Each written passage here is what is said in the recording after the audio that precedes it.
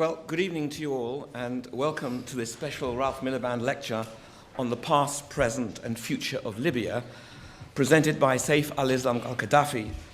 And let me say right from the beginning what a pleasure it is for me to have him here.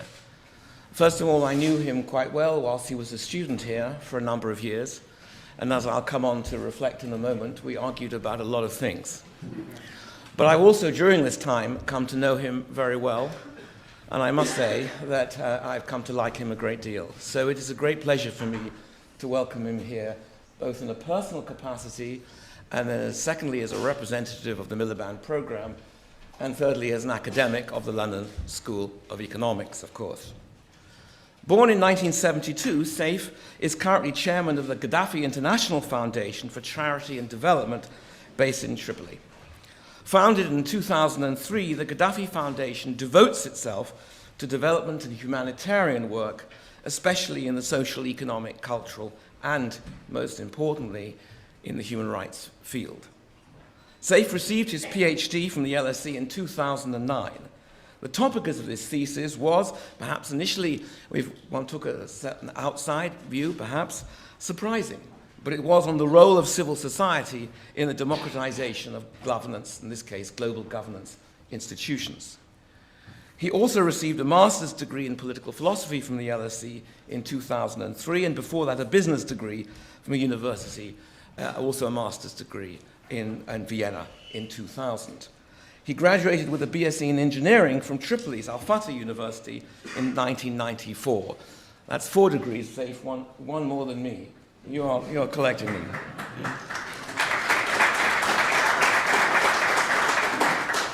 Saif is committed to resolving contentious international and domestic issues through dialogue, debate, and peaceful negotiations. Among his successful interventions was the release in the late summer of 2000 of Western tourists who were taken hostage in a Malaysian diving resort by a radical Islamic organization based in the South Philippines.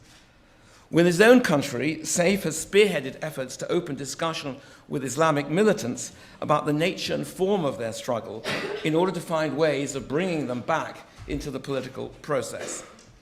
As a result of this dialogue, the leaders of the Libyan Islamic fighting group issued a manifesto renouncing violence and disavowing links to al-Qaeda, while the Libyan authorities subsequently released more than 200 prisoners to their families.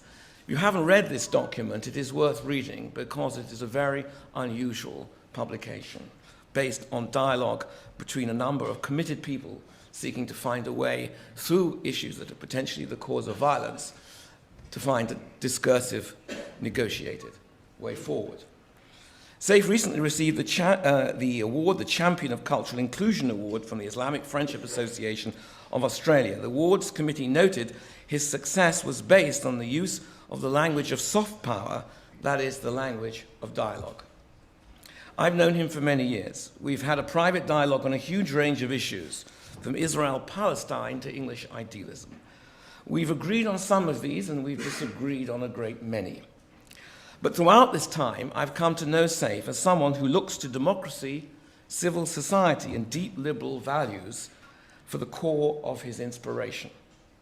I look forward to hearing how he will apply these in his discussion of Libya this evening. So please join with me in giving him a very warm welcome.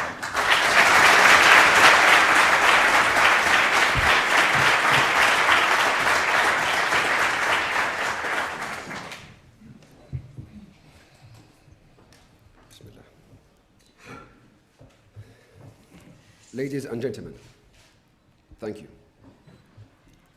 It is an honor to address you today.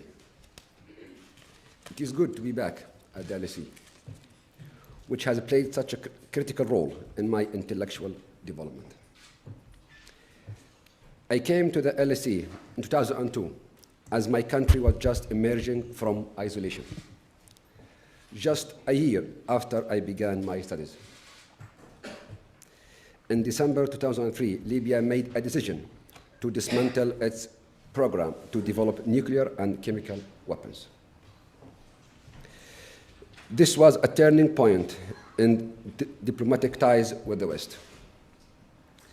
Since then, Libya has seen the lifting of UN sanctions in 2004, settlement in 2008 of claims relating to the 1988 bombing of the US airliner over Lockerbie, together with the settlement of the Libyan claims involving dozens of victims in the 1986 US bombing of Libya. In 2007, we resolved the tragic incident involving 5 Bulgarian medics and 1 Palestinian doctor held in Libya for allegedly infecting children with AIDS virus.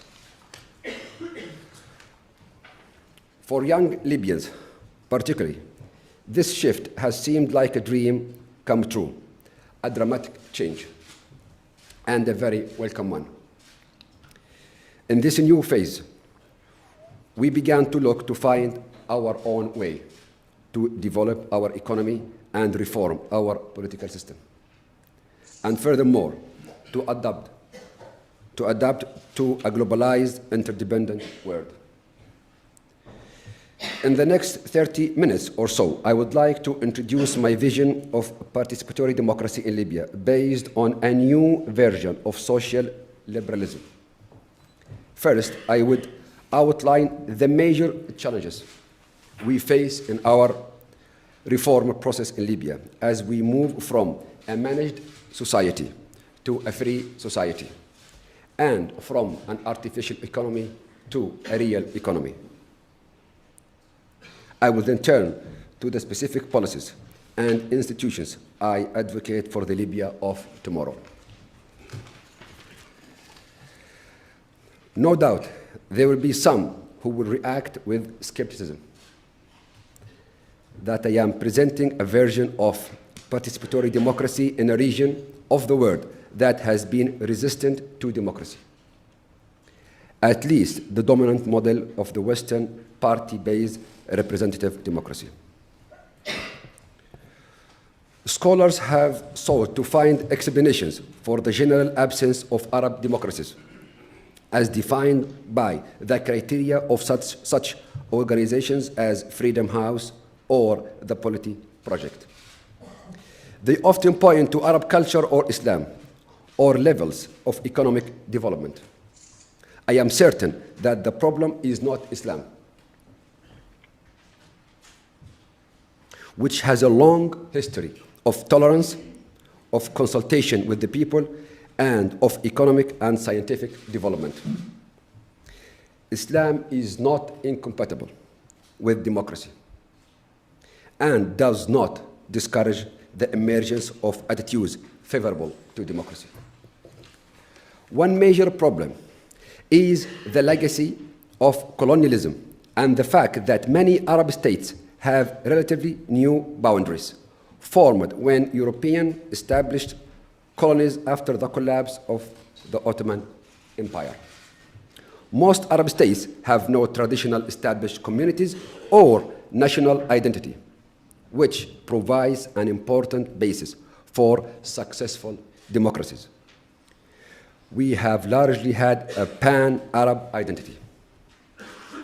In Libya, we have had no tradition of civic culture of participation in public affairs or established political culture based on rights and obligations and commitment to the public good. Instead, we have a historical legacy of distrust of a central administration run by foreign colonial powers. The territory of modern Libya was under Turkish rule from the 16th century to the outbreak of the World War I.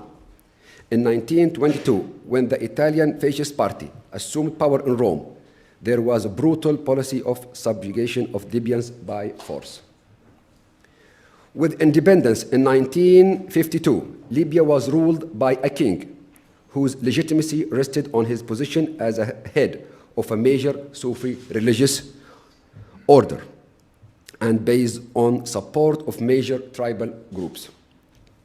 The king banned political parties, which is still in effect until now. After that, revolutionary thoughts and indoctrination prevailed for 40 years. All these facts make it harder to create a modern democracy. Geopolitics is also an important factor in making it difficult for democracy to thrive in the region. Interstate conflict in the Middle East, the Arab-Israeli conflict, serves to reinforce authoritarian political and security structure. Arab states spend 3 times more on security than NATO countries as a percentage of GDP. But there is another problem of economic structure that has a profound effect, the so-called oil curse. In an oil-rich country, the state has cash from the inherited prosperity of natural resources and does not need to reach any form of social contract with its people about taxation in return for a voice in governance of the state. Nor does it need a vibrant market sector to create prosperity. 11 of the 16 Arab states are so-called rentier states that suffer from the problem of the oil curse. Of the 23 states in the world that receive the majority of their export earnings from oil and gas, not one is considered a democracy by Freedom House measures. Oil-rich states have a heavily centralized bureaucracy because it is the recipient and distributor of the oil wealth. Citizens have an incentive to remain passive and seek a share of the pie through the capability to support, bribe, and stay close to those who distribute state wealth. Civil society is weak and co-opted by the state.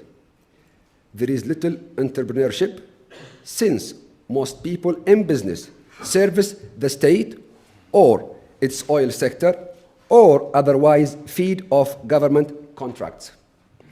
The best and brightest young talent typically work as representatives of foreign oil companies. So, historical legacies, culture, and oil curse present daunting challenges. Yet, we must find a way forward to achieve a truly democratic society. I believe democracy should maximize political participation. Democracy should ideally be what it literally means, rule by the people. It may be difficult to build democracy in our part of the world, but there are also very serious problems with democracy in Western countries too. Modern representative democracies in the West have fallen far short of the ideal of participation and rule by the people. In the US, with its winner-take-all plurality voting system, a member of the House of Representatives is often elected with the vote of just 1 in 5 eligible voters. Even in years that set records for voter participation for a US presidential election, 1964 and 2008, the turnout just breaks the 60% mark of eligible voters. This means that 40% of eligible voters did not participate at all. And usually about half of those who do participate support the losing candidate, meaning that only about 25 to 30% of the eligible electorate gets a representative for whom they actually voted.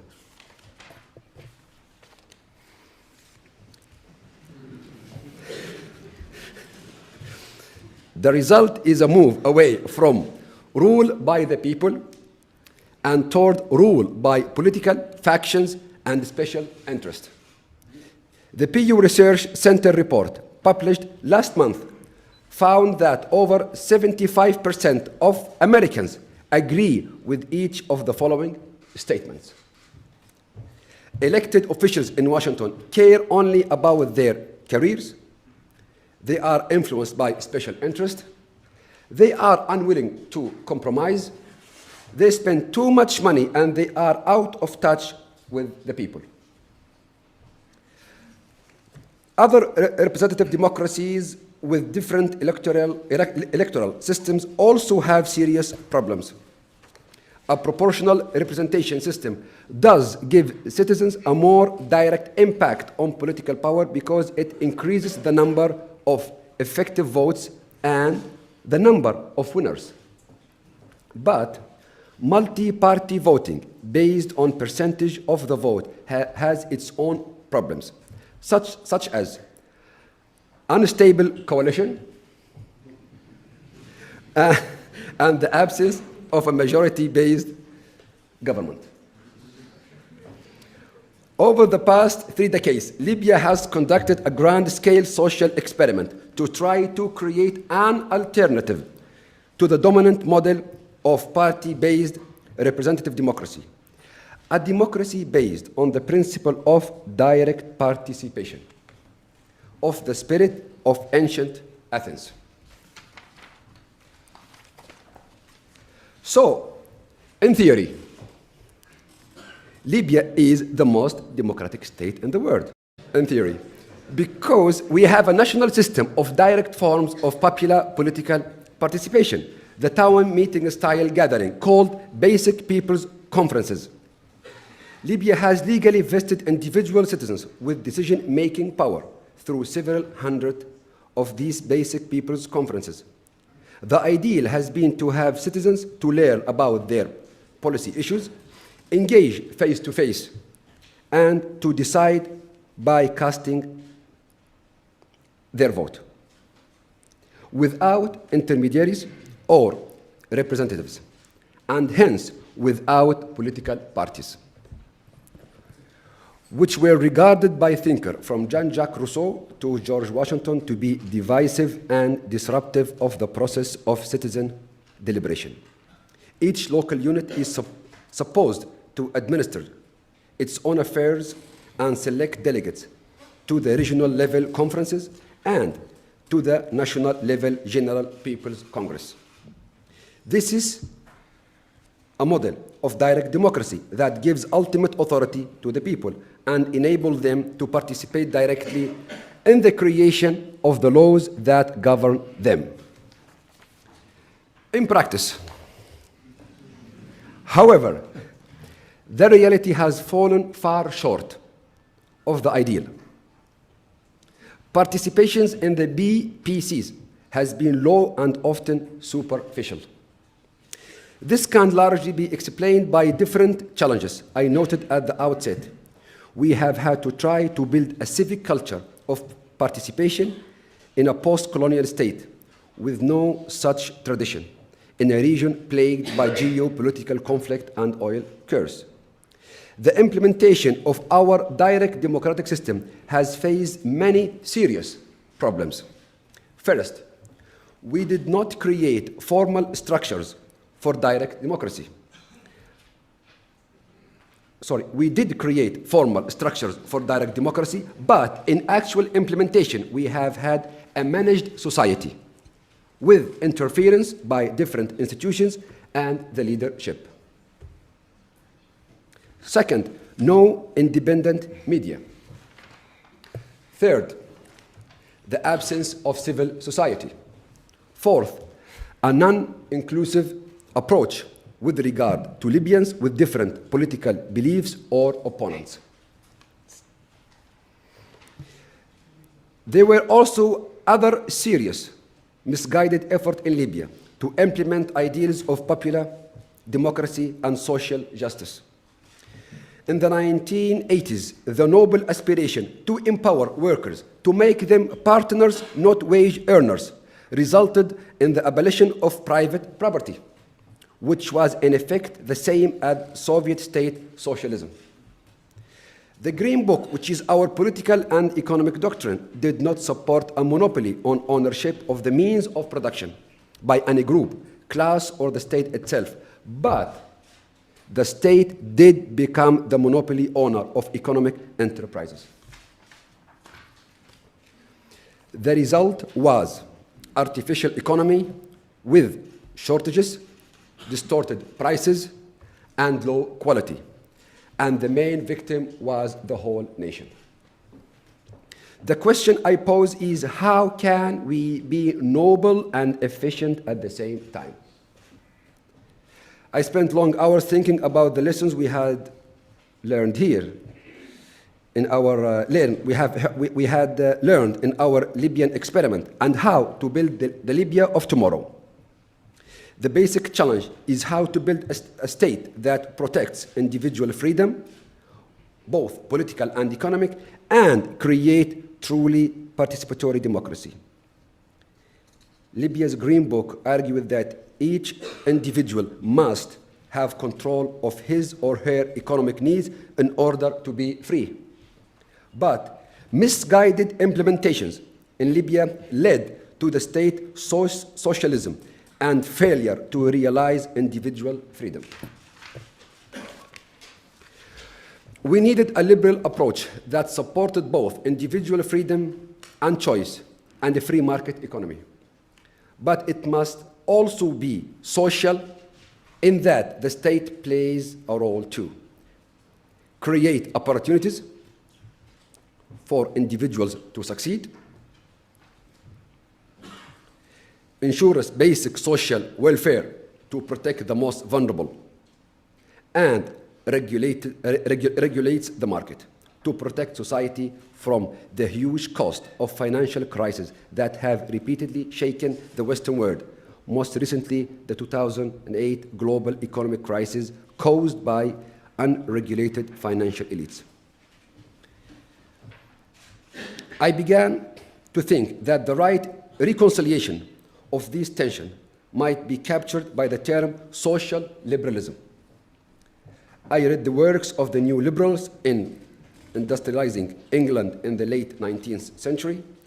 They were unhappy with unregulated, brutal capitalism, but also wary of the cost of dogmatic socialist solution to individual freedom.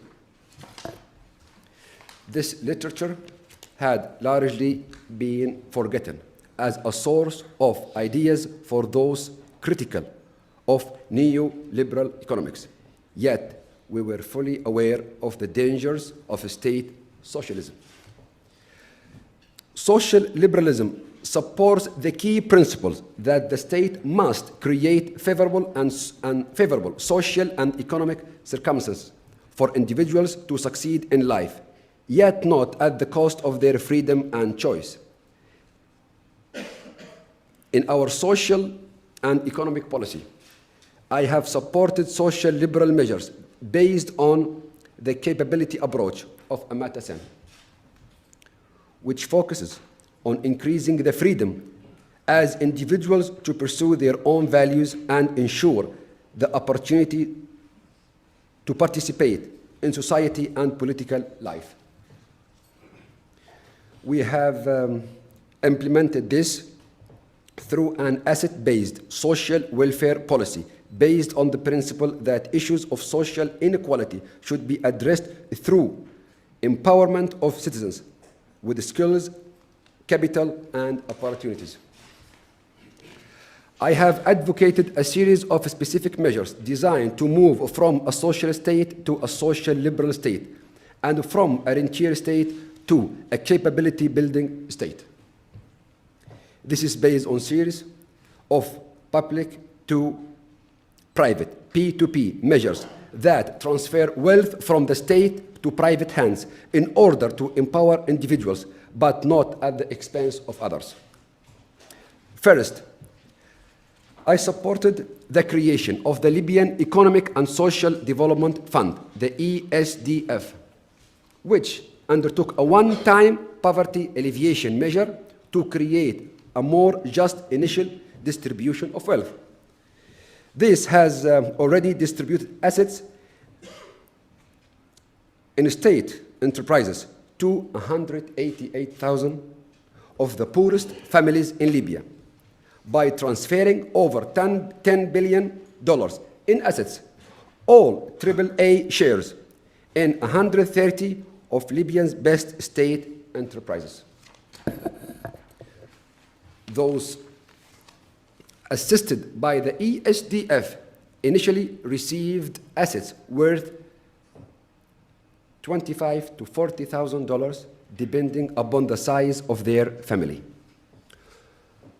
Those assets listed in our domestic stock market have already increased in average of 44%.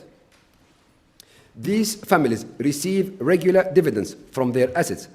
They can use the assets as collateral to gain capital, to start their own business, or get a mortgage for the first home.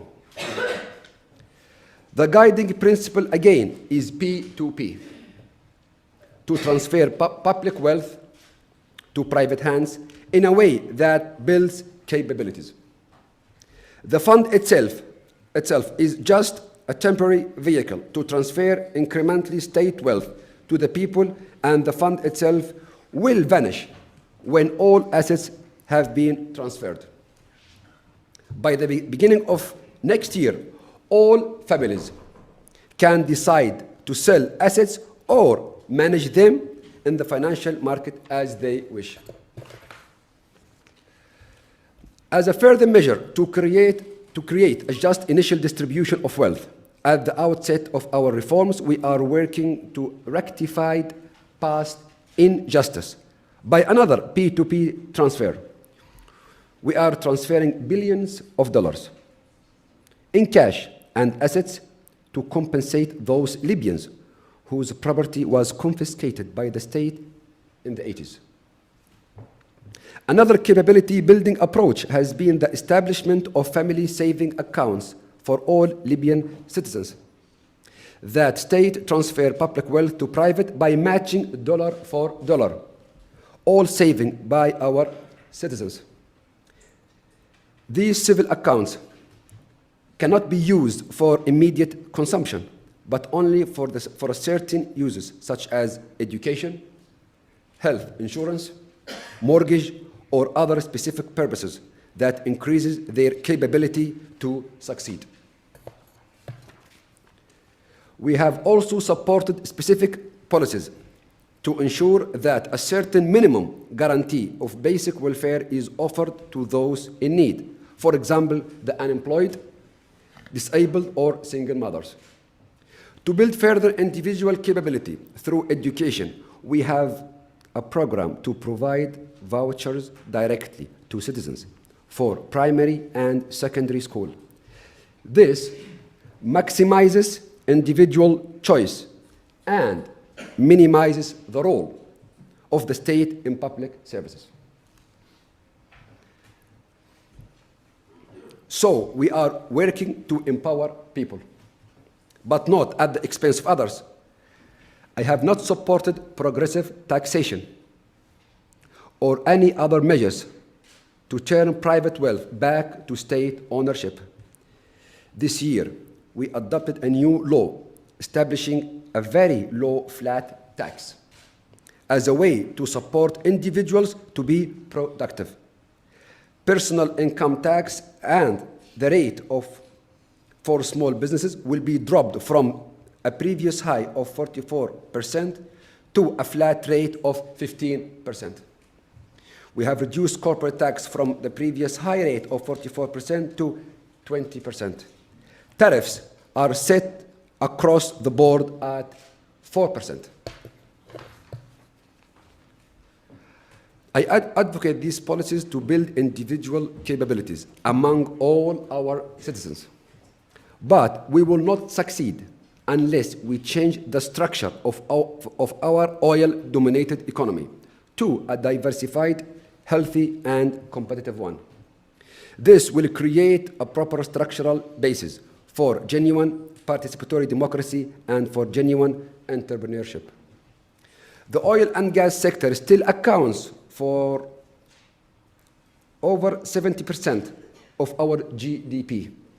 Libya has the largest proven oil reserve in Africa, and we expect soon to be in the top 10 oil exporters in the world. We seek to achieve maximum efficiency in the oil and gas sector, but simultaneously to diversify the economy by building long-term competitiveness in new sectors, beginning with tourism. To develop an income stream independent of fluctuations in oil price, we have transferred $65 billion of our oil profits to our sovereign wealth fund, the Libyan Investment Authority. It is taking advantage of opportunities to invest after the 2008 financial collapse, specifically in companies on the condition that they outsource some of their business by setting up joint ventures in Libya and transferring technology. For example, we are working to develop a cluster in the pharmaceutical industry. And a few weeks ago, we opened our first helicopter assembly plant in Libya, a joint venture with Italians. To provide attractive conditions for joint ventures, particularly with the European Union, we are creating special industrial zones next to our harbors and airports with special tax regimes, low labor cost, and abundant supply of natural gas and power. Further, we have created $20 billion fund to stimulate local investment in industry, tourism, and real estate in order to create jobs and diversify the productive basis of our economy and broaden the non-oil tax base. Most will be joint ventures with local and foreign companies, and upon completion, the public shares will be sold or listed on the domestic stock market. Again, the principle is to transfer public wealth to private individuals to create opportunities for our people. In general, we are striving in our economic development strategy to look beyond the standard formula of Washington consensus of the past decade. While there may be one economics, there are many recipes for economic development. Economic growth policies must be tailored to each country. It is not just a matter of liberalize that or privatize that. The standard Washington consensus approach never emphasized that you must target the most important constraints blocking economic growth in each specific country, rather than immediate and unregulated privatization of all state-owned enterprises, as happened in Russia. We are first working to restructure our enterprises, working to put in place competent management, tasking them with realizing competitive business plans. Then we proceeded to transfer public to private according to our Libyan model of privatization.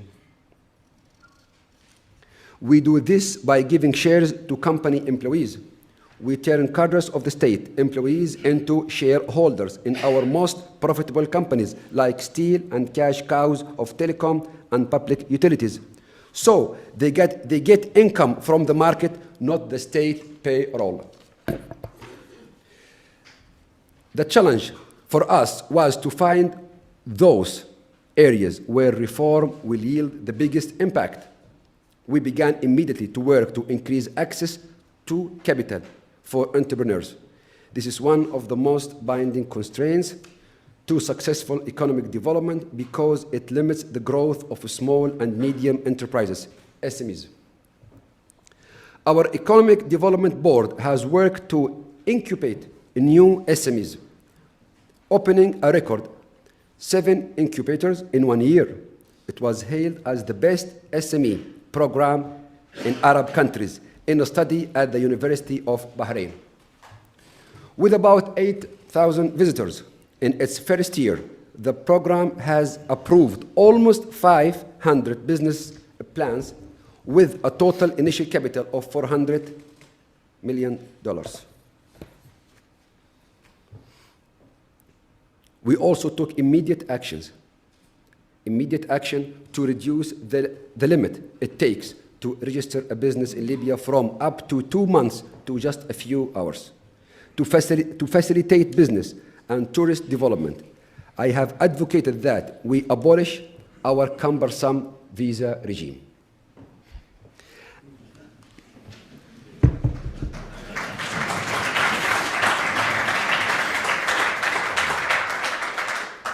And sending tens of thousands of students abroad for study was another priority for our economic development, higher than some IMF directives like lifting all price subsidies. We are pursuing joint degree programs with many universities around the world, have a program to develop an academic syllabus with Singapore, and I am pleased to note we have established a research and training collaboration here at the LSE. These are the most interesting initiatives of our economic and social reform, which have occurred over the past 5 years. With regard to the political reform, in an effort to be noble and efficient, I have put forward a model aimed at achieving a truly participatory democracy by combining 3 types of democracy: deliberative, direct, and representative. The core of the model is based on an upgraded version of our direct town meeting style basic people's conferences, together with the national level first legislative chamber, the General People's Congress. But I have endorsed extensive new mechanisms to support this core of direct democracy through free deliberation by the people. In Libya, the authorities banned public deliberations outside the BPCs because it was seen as creating rival power centers to popular democracy. We are now working to conduct deliberative polls in a program with the university, Stanford University Center for Deliberative Democracy. The deliberative poll is a modern version of an ancient innovation devised in the first democracy in Athens, where small bodies deliberated on major issues before the vote of the larger assembly. We have also already conducted successful pilot projects to test a system of online deliberation, a form of Athens Online.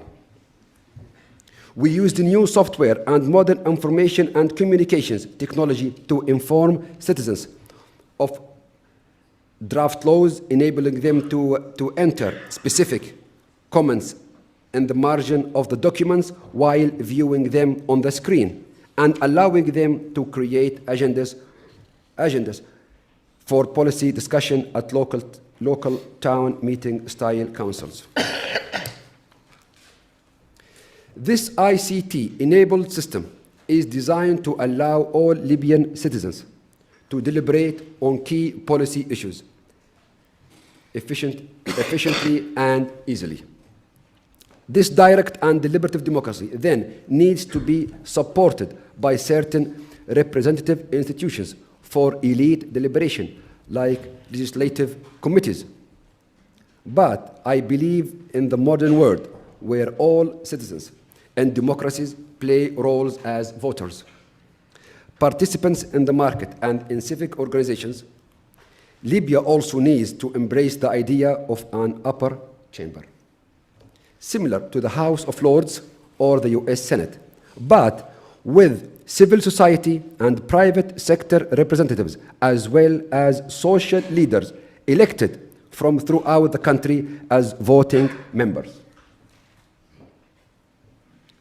This provides a way to articulate and aggregate social interest that is usually performed by national-level political parties.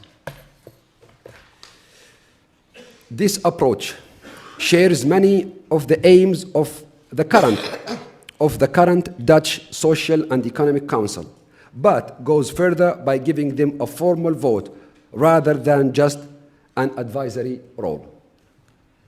This three-part model of democracy, civil society, private sector, and social leaders, must be based on the rule of law. We must have a constitution that is the backbone of our democracy.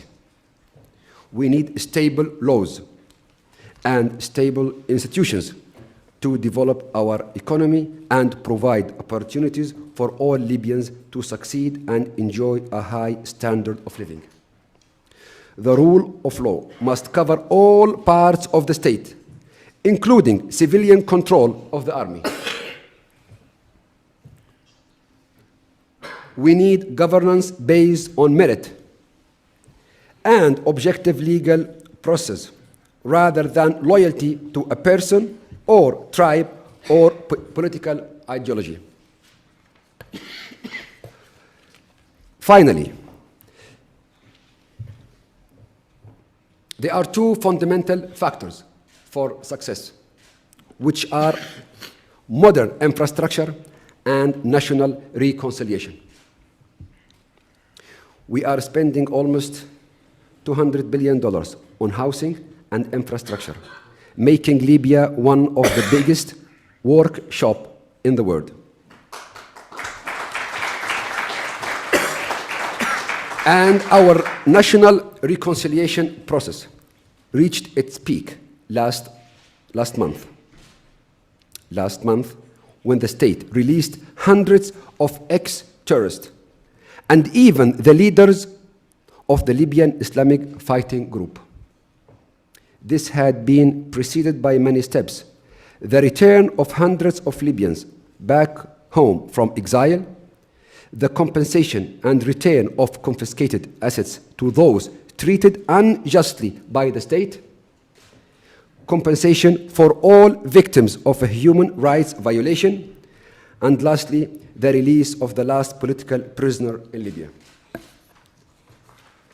Torture and arbitrary arrest have now become history in our country.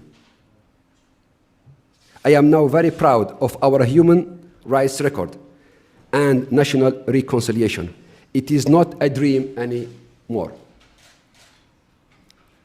So, in conclusion, ladies and gentlemen, the challenges facing us are indeed daunting, but we are moving in the right direction.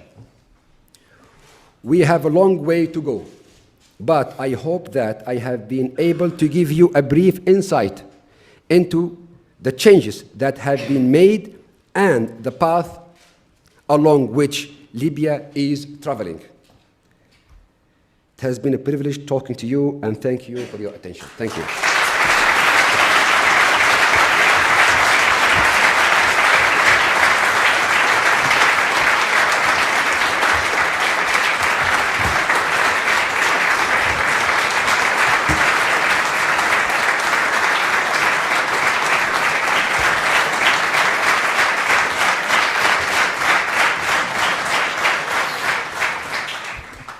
You must have brought your supporters here safe. A very enthusiastic reception. Well, I was delighted to listen to you and impressed by a great deal of what you said. I mean, you have clearly thought very carefully about the traditions of thinking which you have engaged with, not just in Libya and the Middle East, but in universities in Europe as well. And I think you've come up with an impressive and wide-ranging synthesis of views which constitute a basis of considerable reform in your country. And I think it is impressive that you have said these things here and with the clarity and distinction that you have.